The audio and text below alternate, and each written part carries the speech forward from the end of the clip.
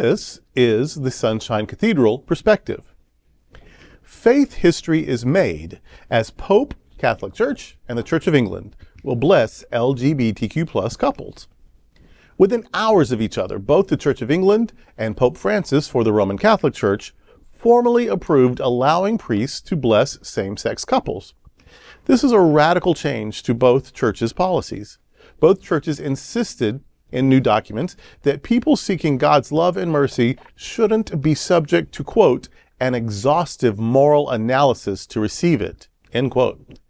The Church of England was not a complete surprise. For much of 2023, the church had hinted that they wanted to recognize gay priests and bless LGBTQ plus couples. The Pope's formal announcement this week was more surprising.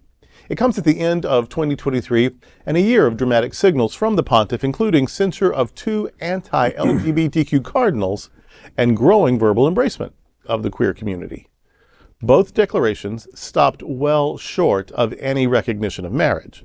Additionally, the Pope's declaration stressed that blessings must be non-liturgical in nature and should not be conferred at the same time as a civil union, using set rituals or even with the clothing and gestures that belong in a wedding.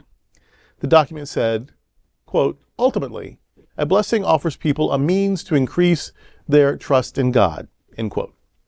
Both faith announcements have had dramatic worldwide reactions. Francis DeBernardo of New Ways Ministry, which supports LGBTQ plus Catholics, said, quote, it is one thing to formally approve same-gender blessings, which he had already pastorally permitted, but to say that people should not be subjected to an exhaustive moral analysis to receive God's love and mercy is an even more significant step, end quote. The Reverend James Martin, who advocates for a greater welcome of LGBTQ plus Catholics, praised the new document as a, quote, huge step forward and dramatic shift, end quote, from the Vatican's former policy. Traditionalists, however, were outraged. Luigi Caslini of Messa in Latino, Latin Mass, wrote today that the announcements and documents were heresy. He said, quote, the Church is crumbling, end quote.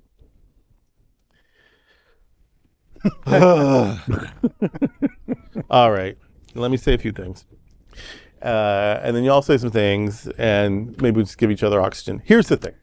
I do not want to throw cold water on people who are very excited right now. Right. But I must. No, I'm not. I mean, but I cannot be as excited as some people are. And here's the thing. If you are still in any way active in or affiliated with the Catholic Church, this is good news. Right. This is relief. You are a little less, like your burden has been relieved ever so slightly. And, you know, that's not nothing. For people who have left, this isn't much. And it's certainly not going to be enough to draw them back. Right. So, and for those who've never been, either this is not nearly enough if you're a progressive Protestant, or this is way too much if you're a fundamentalist. So, you know, that's the broad landscape. And I get why people want this to be such good news, and I get why people are, it is a step in the right direction. But it's not as dramatic as people want it to be. I really don't think that. The Archbishop of Miami said yesterday, we saw an interview with him, and he made it clear, this is not a marriage. And when they say it can't be done liturgically, that means it cannot look like a wedding. There cannot be scripted prayers. There can't be, you know, there's no one singing a hymn. There's no communion. There's no kneeling. It can't look like a service. These are spontaneous blessings. Basically, we want you to pray for us. Okay, God bless you and keep you. That's what it is. You can bless a garden. You can bless your pets. You can bless. My parents, when I was a child, they had their first new car together, a '65 Mustang, and they had it blessed. The priest in the neighborhood gave it a blessing, threw holy water on it, said a prayer. You can bless your Mustang, so that hundreds of years later, after blessing cars, you can bless humans that happen to be gay. This is not so exciting to me. You know, this is, you know, it's in the right direction, but it's also not nearly enough, and it comes tragically late. So, also the same Archbishop of Miami said that it could be, he was clearly not comfortable with it, but, you know, he had to tote the party line. So he said, well, but one good thing about this is that you're inviting grace in and mercy, blah, blah. So maybe some will be open to that blessing converting them. And he wasn't saying from a life of not faith to a life of faith. In fact, he even clarified a little bit more. Converting, let's see, he said, to living as God would have you live. And so some people are even trying to use this as conversion therapy, to pray away the gay, which of course has never worked, and there's no reason for it to be done anyway. So I'm just not very excited about this. In its context, this is brave of the Pope, and it is kind, and I believe he is a kind person, but it is there is opposition to it. It really is a baby step. This is not affirming gay identity. In fact, they're still saying any sexual relationship outside of marriage is living in sin, and we won't marry you. So, but you sinners, we will give you a blessing, not blessing you in your sinfulness, but just asking God's grace and mercy into your life, and maybe that'll change something in you or whatever. It's kinder, it's gentler, but it is not an affirmation of who you are, and it's certainly not even a near equivalent, not even a second-class version of marriage. It really is just a spontaneous prayer that they could have done anyway. Who's going to keep me from praying for somebody? Who would even know? So I don't know. I'm a little skeptical. I'm a little cynical about it. I don't want to be mean. I don't want to hurt anybody who's excited about this. And this is a relief for them. So good. But for those of us who experienced liberation over the years, this is almost an insult. Yeah, I am insulted that people think they have the right to determine whether or not I'm fully human. I'm insulted that courts or legislatures or referenda or ecclesiastical authorities think that my life, my love, my existence has anything to do with their opinion, no matter how versed it is in religious tradition or whatever. So I'm glad for those who are glad. Everyone deserves to be less afraid and more happy. Everyone deserves that. And for those of us who have moved past, I'm almost honestly insulted, not that the Pope is trying to be nice, but that the discussion is even still being had. That there are still people who think that it is their job and their right to define me. Amen. It's loaded. it's not that kind of loaded, but I was thinking about the comment that the Archbishop of Sao Paulo did make, and one of his lines was, there's a blessing and then there's a blessing. And that struck me as being bizarre. It's like, well, what do you mean there's a blessing? Oh, there's a lesser blessing, there's a major blessing, there's a minor blessing, an upper. It's like a blessing is a blessing. I don't remember ever hearing any such thing. Yeah, I didn't know. Yeah. Oh no, I'm not that. Not that. From him. That such thing exists. Yeah, it's like, okay, I didn't know there was a lesser blessing or a minor blessing. And I just he was suggesting this is a lesser blessing. Yeah, this is a lesser blessing. Yeah, he was making clear, making clear his position. And again, he's got to do his dog and pony show. What he's got to do, and at the same time, like this is almost like it's a slap in the face. And again, I want to respect everyone who thinks this is a grand gesture, but this is a slap in the face to people who've been fighting for so long to just get this almost spark of hope that, the Catholic Church is going to do this. As I've said already, this is not a welcoming invitation to the Catholic Church is going to fling the doors wide open and say, okay, let's do this. This is not that. And the Catholics are already making sure they're telling people what this blessing is and what this blessing isn't. Right. When you have to go for it as a blessing to tell people what to wear when they can get this blessing and what not to wear when they get this blessing, they're very clear. This is not the way most people think this is going to go. Long haul for a bottle. I'm glad it's happening. I'm glad this Pope has been pushing here and pushing there. I hope this is also a signal that those who are close around him may be signaling this type of message that we pass down. That's going to be a pastoral response that will go with much more grace than what has been given to them. But this is still just a group of men making decisions about what's best for other folks. Yeah. And it's a crack. I mean, anytime you crack the door open a little bit, it's harder to close that back. I mean, it's only going to get more cracked. Hopefully, that's why you usually, however slowly. So that's the good news. This is a crack, and cracks usually don't mend themselves; they only get bigger. So yay that. Here's the flip side of that, though, is that there is already conspiratorial, people putting their head together because this man is 87 years old. So in the next 10 years or less, he's probably not going to be Pope anymore. In fact, he's already lasted twice as long as he thought he might already. And so they're already putting their heads together about what to do when he's gone. So because supposedly, the Spirit moves and God decides. But meanwhile, that's never been true. But meanwhile, they're already deciding how we can replace him with somebody who's more conservative or whatever.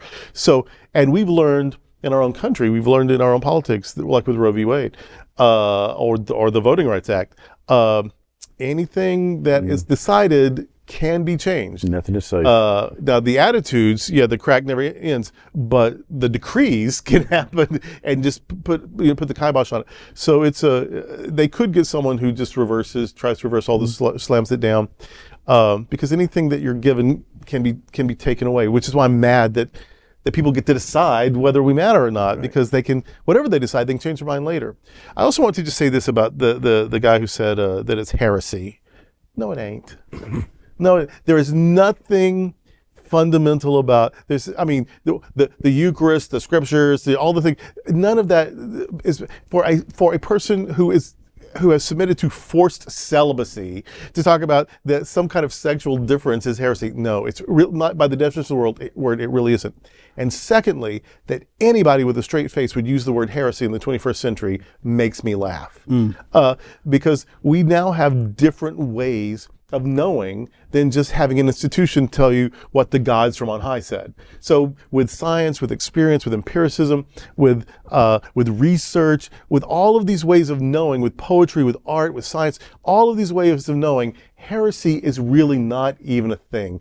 Philosophy, religion, tradition, myth, these are just some ways of knowing, but they're ways among dozens of ways.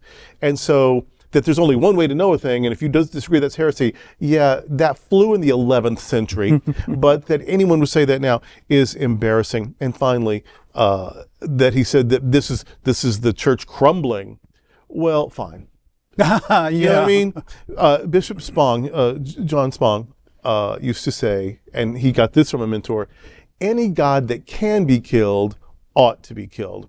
And he added to me one time when he was telling me the story, he added this to it. He said, any God who can be killed ought to be killed as a public service. And so if just being less hateful to less, 5% or less of your congregants, if that's going to destroy the church, well, it was holding on by Scotch tape anyway.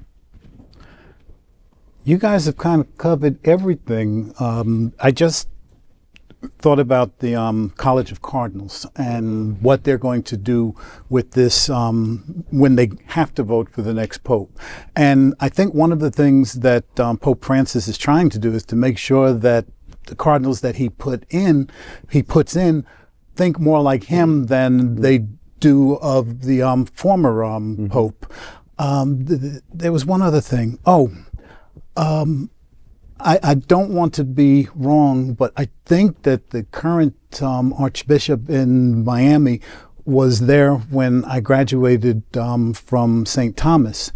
And, he shook my hand, congratulated me, and I noticed that now St. Thomas doesn't have a school of theology.